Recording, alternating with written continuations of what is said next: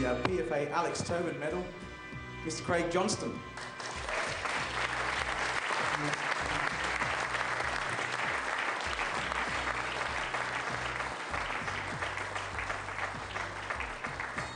I followed Joe Marsden. This always happens. You know, hands up if you ever were young and stupid. My hands up. Hands up if you ever said something really stupid in the media. Hands up if you ever said playing soccer for Australia is like surfing for England. Please boo me. I want to be booed. I'll do it again. Please boo me. I've got to get it out of my system. And I said I was young and stupid, so this is an official apology.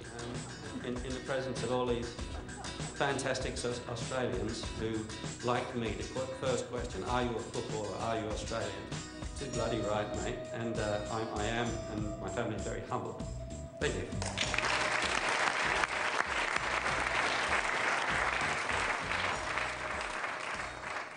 Yes, the moment on Friday night that Craig Johnston was honoured by his peers. It was 1977 that a young man from Australia headed to England to pursue a footballing dream.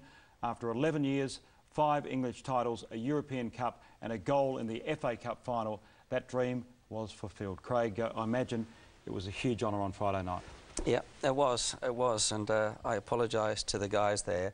You know, it's an emotional story and I don't talk about it, and I don't do much television for those reasons, and like I say, there was a lot of things said that night that needed to come out, you know, and they did, and hopefully I won't have to do it again.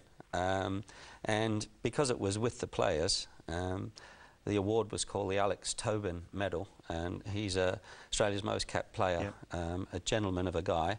And when I was approached to accept it, I think Craig had something to do with it, and George Negus, 2 people who love the game and sort of know my story. Yeah, I feel stupid because, you know, there was a tear or two, and I said as much, but it sort of closed the book and put a lot of things to bed, and you know, just needed to be done, you know. So did you feel like you wanted to set the record straight about not playing for Australia? Yeah, I think over the years I've tried to do that many times. I simply couldn't play for Australia. You know, I never had the luxury. The game has moved on so much, there was no structure in place, and my manager said, if you go to Australia, you know, even to see your sick grandmother, you won't get back in the first team. And funnily enough, my grandmother was sick and she passed away, and I went home to see her. I came back, and I was home for about a week and a half to see her and the funeral and what have you. I went back, they played me, I got injured, because I wasn't, because I'd spent a week travelling, and it took me 6 months to get back in the Middlesbrough team. So when I then said, you know, I want to play for Australia, they said, if you go to Australia, you won't play for Middlesbrough, and that was a fact. And I told Fozzie the other story is, before I played for Middlesbrough, I was 17, okay, I got injured, okay, really badly, and I had no money, and in the closed season all the other players, the trialists, all went home. I couldn't afford to go home, and I phoned the Australian Soccer Federation and I said, look, my name's Craig Johnston, I'm Australian, I'm from Newcastle, I'm here in Middlesbrough, I am going to get in the first team, can you pay my fare to Australia because I can't afford it? They said, no, I'm sorry, we don't know who you are, we're not a charity, we don't do that, can't help you, you know. And then, as I said to Foz, when I got in the first team, same guy phoned me up and said, hey, you know, we've seen you on 60 Minutes, we saw you score a goal, you're going to come and play for Australia. And I said, well, you're the guy that said, you know, can't help you. And what was said the other night, that was the administration, you know, and we all know the administration hasn't been the best like it is now. They didn't look after the players the best like they do now. And it was a different time and a different world, and I didn't have the luxury of playing for my country. You know, and the quote about surfing for England, you know, again, it was taken out of context in a big, long conversation about how important, you know, is soccer to Australian kids, you know. And, you know, my other thing was surfing, you know. And I said, well, if it was surfing for Australia, you know, and the whole thing sort of got taken out of context. So, you know, I'm glad that in front of the players, they said, look, we understand, we think you had a bit of a raw deal. Well, you know, it was an incredible evening, and I know that everyone was there, was very touched by your words and by your emotion. And we're all emotional about football, particularly all us ex-players. You should never be embarrassed about being emotional about your own career and about your journey, because it's an incredible journey. But it was very appropriate for me, if I can just say, that it was the players that awarded Jono with a medal. It's only the third after Marsden and Warren. You're talking about three true icons, because they've all been through the same pressures. We've all been to Europe and had managers say, "You're not going, boy, you're going back to play for Australia. Who the hell's Australia anyway?"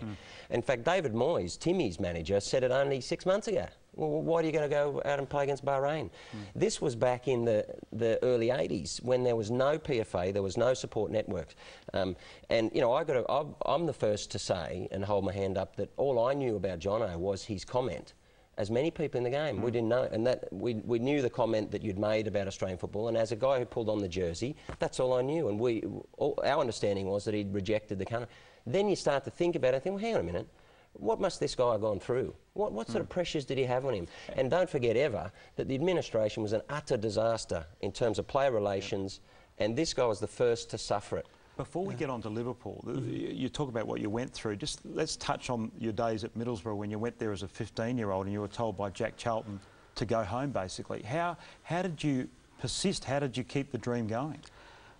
Well, again, one of the emotional things that came out is my parents sold the house to finance my trip, and I'd been there a day, and there was a trial game, and we were getting beat 3-0 at half-time. Jack Charlton walked into the dressing room, had a go at everybody, and he said, where are you from? And I said, Australia. He said, you're the worst footballer I've ever seen in my life. Now hop it back to Australia. But he didn't use hop it, he said worse words. And that was the end of the dream. So I went back to the digs, phoned my mum and said, Mum was all excited. She said, how was your big trial? How did Jack Charlton like you? And I said, Mum, he said I'm one of the finest footballers he's ever seen. He wants me to stay. And I hung up before I burst into tears. Yes. And I couldn't go home then because of the sacrifice that had been made, and the fact that Jack Charlton wasn't wrong compared to these sophisticated 14 and 15-year-old English, Scottish, Irish and Welsh kids. I was a laughingstock. So then I had to basically put myself in jail, and used to get up at 7 o'clock and clean all the boots and the cars, and the only way that I could hide from Charlton was that the players would give me money to clean their cars and stuff, and they would shout, Charlton's coming, and I'd hide in the car park. And I did that for a year and a half, but I spent 6 and 7 hours a day dribbling, heading, passing, shooting, all the things that it took to be a professional player. So, you know, the dream was over after a day, but then came, you know, the work. And again, you know, we talk about grassroots and youth development. It's all about kids spending hours and hours with a ball, getting a touch and a feel, and I think that's what people are missing, you know.